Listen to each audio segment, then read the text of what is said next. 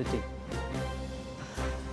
Assalamualaikum dan salam sejahtera. Saya Nazri Kaha. Ini siaran analisis awani. Kita sudah memasuki fasa kedua Ramadan dan alhamdulillah kita diberi kesihatan dan umur yang panjang untuk berada terus di bulan yang penuh barakah ini, dan belum-belum untuk kita melakukan kebaikan, dan pastinya pelbagai platform kita boleh gunakan untuk kita menambah kebaikan sepanjang bulan yang barakah ini, bukan sahaja untuk menambah dari aspek kataupun harta benda, tetapi dari sudut amal kebajikan dan juga amal ibadat yang boleh kita lakukan untuk merebut apa yang disediakan oleh Allah Subhanahu Wa Taala. Jadi untuk kita melihat bagaimana refleksi Ramadan ini dalam konteks menolong mereka-mereka yang berada dalam kekurangan, iaitu di kalangan fakir miskin, asnaf dan sebagainya, ramai sekali dan juga banyak sekali organisasi melakukan kerja-kerja yang terbaik ini, dan kita mengharapkan sepanjang Ramadan tahun ini kita dapat melakukan lebih daripada Ramadan ataupun musim-musim yang lepas, supaya pada kali ini kita dapat melakukan yang terbaik. Jadi untuk melihat bagaimana kita dapat membantu kelompok fakir dan miskin dan juga kelompok asnaf ini, Islamic Relief Malaysia sudah melakukan berbagai kempen, terutama dalam bulan Ramadan ini, Ramadan Care for Hunger. Satu kempen yang bukan perkara baru, bukan pertama kali dilakukan, tetapi setiap tahun. Tetapi kita ingin mengetahui lebih lanjut bagaimana kempen pada tahun ini dan apa aspirasi di sebalik kempen Ramadan for Hunger, Care for Hunger yang dilakukan oleh rakan kita Islamic Relief Malaysia. Jadi bersama saya pada malam ini, rakan saya tidak asing lagi, Imam Bahagia Zarul Syafudin Zainal Abidin. Selamat datang Tuan. Pengarah negara Islamic Relief Malaysia, walaupun sibuk keluar negara, dalam negara dan sebagainya. Terima kasih untuk hadir ke Astro Awani sekali lagi Tuan. Bagaimana kita dah memasuki fasa kedua Ramadan, dan pastinya tahun ini agak ada berbeza sikit, biarpun cuaca begitu baik juga, tetapi kita tahulah sejak akhir tahun lepas hinggalah ketika ini pelbagai bencana melanda negara dan juga dunia. Di negara kita dengan bah besar di Kelantan, kita tahu juga berlaku gempa bumi yang tidak pernah berlaku di negara kita di Ranau Kundasang pada bulan lalu, dan terus berterusan hingga ke hari ini. Kita lihat rakan-rakan kita di luar negara, di Filipina dengan taufan hayanya. Kita tahu negara kita juga terpaksa menerima tempias apa yang berlaku di Arakan State dan menerima pelarian-pelarian ini, dan mereka yang berada di negara kita juga. Jadi bagaimana Tuan melihat ataupun kita mengambil kesempatan Ramadan ini melihat apa yang berlaku di sekeliling kita? Ya, pertama sekali terima kasih Tuan Haji Nazri kerana menjemput kami sekali lagi ke dalam analisis awal ini. Secara ringkasnya saya boleh beritahu apa yang Saudara Nazri sebut tadi. Alhamdulillah Islamic Relief mempunyai saham-saham di situ dalam konteks membantu dengan pelbagai kaedah dan juga cara. Ya, disebut daripada Arakan, kemudian berlaku di Ranau, kemudian berlaku Taifun Haiyan dan sebagainya. Jadi apa yang ingin saya kongsikan, mungkin mari kita cuba lihat pada Ramadan kali ini agaknya analisis kepada diri kita dalam konteks untuk menjadi Zubair Al-Awwam radhiyallahu anhu. Alhamdulillah. Salah seorang daripada 10 sahabat Nabi sallallahu alaihi wasallam yang dijanjikan dengan syurga, yang dijamin dengan syurga, tetapi dalam masa yang sama he is a property developer. Dia seorang yang kaya raya, dia seorang yang hartawan dan sebagainya. Biasa kita dengar hanyalah sahabat Abdul Rahman Auf radhiyallahu anhu. Tapi ini kita bagi konteks Zubair Al-Awwam. Agaknya mungkinkah dalam fasa kedua ini kita masih lagi memecut, dan saya harap kita akan terus memecut untuk akhirnya kita graduate daripada sekolah ataupun madrasah Ramadan ini yang telah mendidik kita bukan sekadar untuk berlapar, tetapi memahami apa aspek di sebalik kelaparan itu, dan memahami bahawa di seluruh dunia pada hari ini 805 juta orang tidur dalam keadaan lapar. Mana kita menceritakan tentang kita hanya berpuasa di bulan Ramadan. Betul. Alhamdulillah, training yang diberikan dalam masa sebulan, tetapi di luar sana, itu dia 800 juta orang sepanjang tahun. Maknanya yang tidak tahu bila mereka akan bersahur dan bila mereka akan berbuka. Bagi mereka luar Ramadan dan dalam Ramadan sama saja. Ini kadang-kadang agaknya mungkin dalam konteks kita di Malaysia, alhamdulillah, ala kulli hal dalam bahasa Arabnya, apa sekalipun banyak, relatively we are still very much better than apa yang berlaku di luar sana. Itu yang kita lihat dalam konteks sudut Islamic Relief. Keinsafan dan juga syukur apa yang kita lalui, apa yang kita perolehi hari ini dapat diterjemahkan dalam konteks bagaimana kita memberi kita boleh sifatkan Malaysia ataupun komuniti umat Islam di Malaysia mungkin bertuah menjadi satu komuniti, satu masyarakat yang berada di atas, iaitu tangan kanan yang memberi. Jadi bagaimana juga kita kaitkan rakan kita yang masih kata pun bergelut untuk kembali hidup seperti biasa. Kalau ambil contoh apa yang berlaku di Kelantan pada hujung tahun lalu dan juga awal tahun ini. Islamic Relief pada hari pertama sudah menyumbang misi pertama hinggalah misi 10, 11 dan sebagainya. Dan terus berada di Kelantan, terutama di kawasan-kawasan yang memerlukan pembangunan semula. Desa Lestari, apa perkembangan setakat hari ini? Ya, Alhamdulillah. Ini yang saya sebut tadi sebab bila saudara Nazri bertanya tentang kita punya Ramadan Care for Hunger. Jadi kita ada beberapa package dalam Ramadan Care for Hunger pada kali ini. Of course, zakat kita terima, fidyah. Alhamdulillah, dah banyak pun kita sudah hidarkan pun. Dan kemudian seperti biasa yang dibuat oleh kita dan sahabat-sahabat NGO lain ialah pack-pack makanan itu sendiri. Pack-pack makanan pada tahun ini yang pertamanya Ramadan Relief ini RM130 hingga RM250 untuk satu pack, ya, bahan makanan asasi yang kita buka untuk membantu mereka di Malaysia dan juga di 31 buah negara lain. Okay. Coming back to Malaysia, Alhamdulillah, Desa Lestari pada hari ini di Gua Musang, saya ingin nyatakan Alhamdulillah 2 daripada 15 buah rumah kita sudah pun siap. Ini rumah kekal, ya. Maknanya kita menceritakan tentang touch and stay yang kita sebut sebelum ini.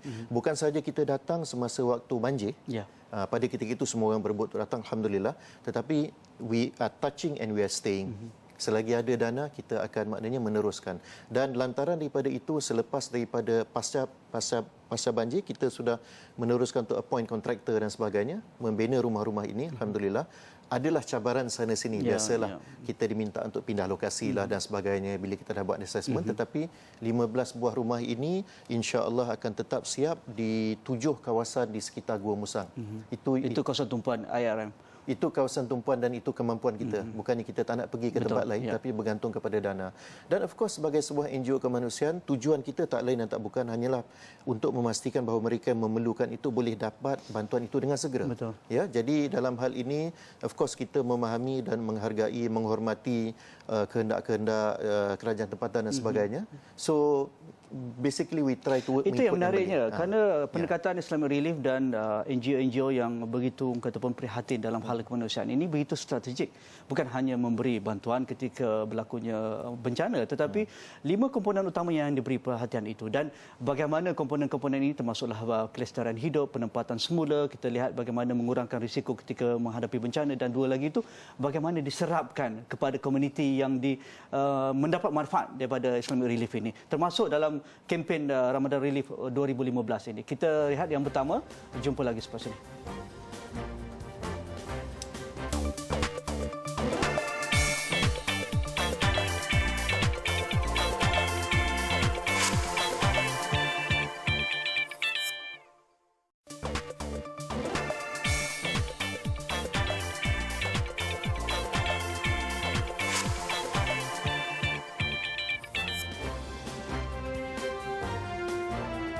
Pendekatan yang digunakan oleh pihak Islamic Relief Malaysia dan juga worldwide begitu pun strategik.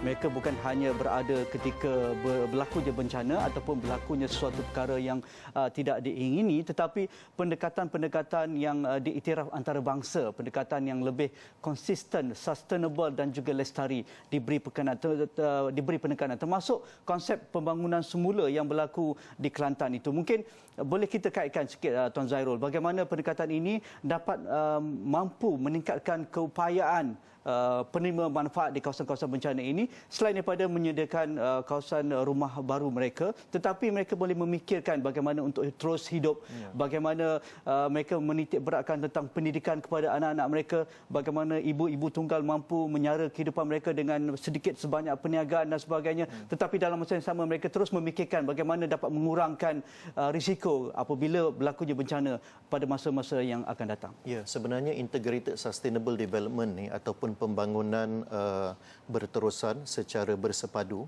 ya, ini adalah salah satu daripada mission kita. Sebab dia menyokong ke arah visi ataupun wawasan kita untuk membina satu dunia yang prihatin. Kita tak boleh membina satu dunia yang prihatin dengan terus memberikan ikan. dia tidak boleh ni.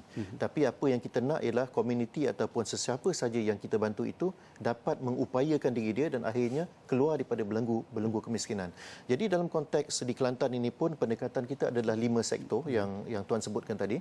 Jadi dalam 5 sektor ini yang paling penting selepas daripada itu adalah education dan sustainable livelihood. Ya, pasca daripada itu. Jadi bila rumah itu apa ni telah siap, insya-Allah di dalam 10 malam terakhir di bulan Ramadan ini kita akan meneruskan untuk memberikan bantuan kitchen utensil, alat-alat untuk memasak. Kalaulah itu boleh sedikit sebanyak membantu untuk persiapan raya. Tetapi kita akan awalkan juga untuk memberi package cheer to school kita yang biasanya kita berikan pada bulan November ataupun Disember. Sebelum orang kata pun semester sekolah buka ya. Benar. Maknanya sebab berat-berat mata memandang, berat lagi bahu yang memikul dan kita buat assessment on the ground. Ya Allah, begitulah harapan bagaimana Tuan lihat respon masyarakat terhadap pendekatan Islamic Relief ini? Kadang-kadang kita lihat kita selalu orang kata pun prihatin dengan apa yang berlaku di Syria, di Sri Lanka, di Bangladesh, di Rohingya. Tetapi apa berlaku berada di tepi pintu rumah kita, di kalangan warga kita sendiri, di kalangan rakan kita, saudara kita, tetapi kita masih melihat mereka berteduh di bawah kemah yang usang, mereka anak-anak mereka gagal ke sekolah akibat penempatan yang sementara ini jauh daripada sekolah dan sebagainya. Bagaimana Islamic Relief melihat isu-isu sebegini? Ya, sebenarnya hajat kita kalau boleh kita nak selesaikan semua masalah yang ada lah. Tetapi kita dihambat dengan dana lah. Jadi maknanya apa kata kita memanfaatkan Ramadan ini untuk melipat gandakan dana kita sebab ini adalah saham wakaf, saham akhirat, saham berterusan. Kerana selagi rumah itu didiami, selagi buku itu ataupun beg itu digunakan, selagi maknanya alat-alat dapur yang kita berikan itu digunakan, itu adalah sustainability dan menambah saham akhirat kita secara berterusan. Apatah lagi perkara yang seterusnya akan kita lihat ialah tentang sustainable livelihood. Puan Wan Farida, salah seorang yang kita bantu, yang kita dah serahkan rumah kepada dia. Dia sebenarnya asalnya dia menjahit. Jadi bila menjahit, jadi maknanya kedai kecil atau belakang rumah tidak di rumah lah. Jadi dia memberitahu kepada kita di dalam penilaian kita tu mesin dia memang habis. Jadi lebih kurang memerlukan 3 hingga 4 ribu ringgit. So kita pada masa tu 2 bulan lepas kita sudah fikirkan macam mana to make sure that meneruskan kerja dia ya, penerusan kehidupan itu sebab ibu tunggal, anak apa ni 7 ataupun 8 macam tu. Jadi impak sangat besar. So we are talking about bukan sekadar memberikan ikan tetapi untuk memastikan dia diberikan joran untuk meneruskan kehidupan kita. Dan apatah lagi maknanya bila berlaku di negara sendiri, kita memahami budaya, bahasa dan sebagainya, impak dia memang jauh lebih besar. Bagaimana Tuan melihat kempen untuk menyediakan sedikit sebanyak sumbangan untuk mereka menyambut Ramadan, terutama dalam Ramadan Care for Hunger ini, terutama di kawasan-kawasan yang terlibat? Okey, sebenarnya saya nak beritahu Ramadan Care for Hunger ini maknanya kita punya brosur yang ada kita gunakan. Alhamdulillah 5 hari sebelum bermulanya Ramadan kita sudah mengedarkan 3,800 kotak di seluruh semenanjung Malaysia. Ada peningkatan berbanding tahun-tahun lepas? Mudah-mudahan insya-Allah. Dan kita spare lagi 1,200 untuk Sabah dan Sarawak yang sedang berlaku sekarang. Dia punya penagihannya. Tetapi kita masih lagi buka kempen minyak masak sudah kita tutuplah. Tetapi kempen untuk memberikan derma dalam bentuk in kind, barang-barang yang mudah untuk dimakan masih diteruskan kerana permintaan itu masih ada. Untuk rakan-rakan kita di luar negara begitu juga. Rakan-rakan di luar negara kita offer untuk 31 buah negara masih lagi buka. Setakat ini sudah 70% yang sudah ditaja, ada lagi 30%. So lagi cepat lagi baik. Tapi kalau tidak pun, kalau tidak dapat untuk menaja ini, kita ada My Sedekah. My Sedekah ni maknanya mereka di luar sana boleh terus menderma melalui saluran ini dan insya-Allah senarai bencana yang Saudara Nazri sebutkan tadi, duit tu akan disalurkan ke sana. Jadi there's just so many people out there yang memerlukan bantuan. Bagaimana Tuan terus link rakan-rakan yang bersama dalam gerakan IRIM ini? Mereka terus menyumbang, dalam masa yang sama mereka akan membawa rakan-rakan lain, keluarga yang lain, komuniti yang lain. Kerana mereka lihat dari sudut ketulusan yang pentingnya, dari sudut ataupun governance dalam menyumbangkan. Ini bukan perkara kecil. Apabila satu organisasi diberi amanah untuk melaksanakan satu kerja yang hebat ni, pastinya mereka mahukan perkara itu diselesaikan mengikut kehendak kita dan ataupun diaudit dan sebagainya. Bagaimana perkara ini, kelestarian ini dapat dilakukan? Alhamdulillah, maknanya kelestarian dapat dilakukan kerana banyaknya kepercayaan dan track record yang ada dengan penuh rasa tawaduk. 31 tahun dan kita dah dan maknanya bercambah ke 45 buah negara. Jadi rekod kita telah diiktiraf oleh Bangsa-Bangsa Bersatu, OIC, Karangan Serantau, pihak negara, pihak komuniti dan sebagainya. Jadi the record tells everything. Boleh masuk ke Facebook kita, website kita, boleh melihat akaun kita yang telah diaudit dan sebagainya. Jadi itu maknanya kepercayaan yang saya ucapkan terima kasihlah kepada semua pihak dan yang telah memberikan ini. reach out IRM bukan kecil anak menggunakan social media hari ini, aplikasi di iPhone, di kata pun Android dan sebagainya. Jangan lupa mobile apps ya. Tolong naikkan mobile apps, itu free sahaja. Sekarang semuanya is just at your fingertips untuk mendapatkan maklumat. Okey tuan, kita rehat yang kedua. Selepas ini kita nak tahu juga cerita rakan-rakan kita Rohingya.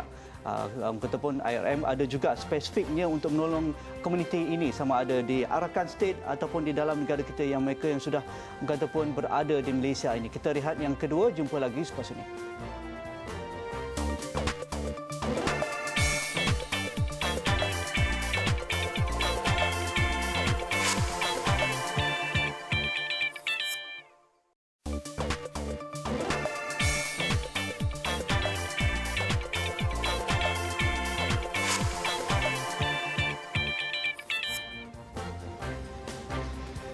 Pastinya kita ingin melakukan yang terbaik sepanjang Ramadan ini dan mengharapkan lebih baik itu selepas kita keluar dari madrasah hebat ini, dan Islamic Relief menyediakan platform ini. Dan saya rasa tuan-tuan dan puan-puan yang tiada masa, begitu sibuk dengan kerja, dengan hal keluarga, hal kerjaya dan sebagainya, gunakanlah platform yang disediakan oleh rakan-rakan Islamic Relief, sama ada menyumbang melalui aplikasi-aplikasi yang disediakan dan terus menyumbang kepada kelompok-kelompok yang ingin kita sampaikan. Mereka ada kata pun saluran-saluran, mereka ada kata pun cara yang begitu spesifik dan pakar-pakarnya dan juga para sukarelawan. Mungkin tentang Rohingya, Tuan Zairul. Rohingya alhamdulillah tidak asing bagi kita. Kita sudah membantu sejak 2008 sebenarnya. Semasa berlakunya siklon Teknaf. Itu di dalam Myanmar sendiri. Alhamdulillah pada tahun 2012 dan 2013 kita masih dibenarkan untuk masuk ke bumi Arakan dan di situ kita melaksanakan projek edaran makanan kecemasan, pembinaan tandas tandas dan pembinaan rumah serta a little bit of sustainable livelihood. Cuma apabila krisis ini bertambah sensitif, kita terpaksa menggunakan staf-staf kita yang bukan Islam untuk masuk ke dalam dan memantau projek-projek yang telah kita laksanakan di sekitar Sittwe dan sebagainya. Itu untuk konteks di dalam bumi Arakan. Kemudian aspek yang kedua, kita melihat konsep bantuan kepada Rohingya ini dalam 3 aspek. Yang keduanya ialah mereka yang berada di Malaysia.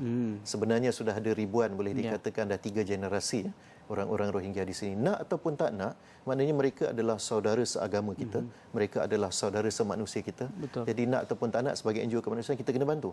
Asalnya hanyalah dengan a touch and go, dengan bantuan pack makanan sebegitu. Tetapi alhamdulillah kita sudah mengenal pasti, contohnya dengan sebuah sekolah di Serdang, sekolah anak-anak Rohingya yang sudah pun kita bantu sudah masuk tahun ketiga. Maksudnya menyediakan prasarana sekolah, guru-guru dan sebagainya. Prasarana mungkin membayar gaji guru-guru, prasarana sekolah, sponsor hadiah dia dan sebagainya. Tapi impak dia besar. Nazri, because nampak Allah hadiah kecil sangat. Tapi sebenarnya impak apabila anak-anak ini menerima hadiah itu, inilah generasi akan datang yang kita cuba bina supaya mereka ada ilmu, ada maklumat dan mereka maintain bahasa Rohingya mereka. Jadi itu di Serdang. Dan of course yang ketiganya ialah yang baru-baru ini kita tahu migran yang masuk melalui laut. Yang itu pun alhamdulillah kita sudah 2 kali dapat menghantar bantuan kecemasan ke Sik Kedah. Ya. Dan ada perancangan untuk kita memberi penekanan lebih kepada kelompok Rohingya ni. Mereka kita tahulah status mereka tidak keruan. Kita tahu mereka tidak layak untuk mendapat segala prasarana yang kita ada sebagai rakyat Malaysia kerana kita seorang warga, tetapi mereka ini bukan warga, bukan berstatus pelarian dan pastinya mereka suka untuk mendapatkan pendidikan, mereka suka untuk mendapatkan pekerjaan yang sah, mereka suka untuk mendapatkan peluang kesihatan dan sebagainya. Bagaimana Islamic Relief untuk melihat isu ini dalam konteks yang lebih besar dan mungkin kita menjadi satu organisasi yang akan membuka katakan public opinion masyarakat dunia tentang hal ini. Benar. Sebenarnya yang kita sedang tekankan sekarang ni ialah dari segi sektor pendidikan. kemudian sedikit tentang sektor kesihatan dan of course sektor makanan lah. Jadi ini 3 benda yang setakat ini mampu kita buat. Jadi untuk sekolah di Serdang ini sudah pun tahun ketiga kita memberikan bantuan. Jadi kita bercadang untuk memanjangkannya kepada komuniti Rohingya di Kuantan sebab kita tengok ada satu lagi komuniti yang agak terbiar di situ. Contohnya mereka dalam keadaan sakit yang tenat dan sebagainya pergi ke hospital, bil yang agak tinggi yang tidak dapat untuk dijelaskan. Itu benda sektor kesihatan yang sedikit yang akan kita usahakan. Tapi kita melihat secara seterusnya, selain daripada memberikan pack makanan Ramadan, kita ingin melihat kepada sektor pendidikan itu. Sebab kita nampak itu satu yang sangat penting, Nazri. Sebagai organisasi yang bertanggungjawab dan juga begitu profesional, bagaimana Tuan Zairul melihat cabaran organisasi kemanusiaan sebegini untuk terus mara ke hadapan dalam konteks sebuah negara yang mendesak kepada ataupun governance untuk melihat isu-isu berkaitan kemanusiaan ini dilihat lebih profesional sifatnya, lebih tersusun ataupun perancangannya apabila berlakunya bencana. Kalau kita boleh lakukan di negara-negara yang telah maju dalam hal mereka menguruskan bencana seperti Jepun, Indonesia misalnya, tetapi mengapa tidak kita belajar daripada kepakaran-kepakaran ini dan kita ada kepakaran lokal yang sudah pun berada di tempat-tempat yang begitu di garisan-garisan yang begitu fragile di luar sana. Ya, sebenarnya apa yang Nazri sebutkan ini sudah pun kita laksanakan bukan di negara maju pun. Projek-projek kita di Pakistan contohnya, di Bangladesh. Di Bangladesh, saya ingin katakan apabila saya pergi ke Rangpur untuk melihat seni apa yang berlaku di sana, aspek disaster risk reduction mereka mendapat anugerah Sasakawa daripada United Nations. Hebat. Because of walaupun dalam keadaan benchmarknya itu ya. Walaupun dalam keadaan 50 juta orang hidup di bawah tahap kemiskinan yang sangat kritikal di Bangladesh. Tetapi 400 orang staf kita di sana dapat melaksanakan itu secara profesional. Nak ataupun tak nak, SOP kita memang ada, lebih kurang 3,000 muka surat. Jadi nak ataupun tak nak, itulah yang sedang kita usaha untuk laksanakan di Malaysia. Diterjemahkan dalam bentuk praktikal. Ya, tetapi cabarannya seperti biasa adalah dana dan juga kadang-kadang untuk rakan NGO lain dan juga untuk beneficiary memahami kenapa kena banyak sangat analisis, kenapa kena banyak sangat buat assessment, kenapa kena isi itu dan ini. Tapi bagi kita itu adalah tanggungjawab dan dokumentasi ini adalah satu yang sangat penting untuk memastikan aspek ketelusan itu dijaga. Tuan Zairul yakin kita sudah bergerak ke arah itu? Saya yakin insya-Allah pelan-pelan, tapi lama-lama kita akan ke sana. Mudah-mudahan insya-Allah. Bagaimana kita melihat juga rakan tuan bawa balik dari Eropah, dari Bosnia.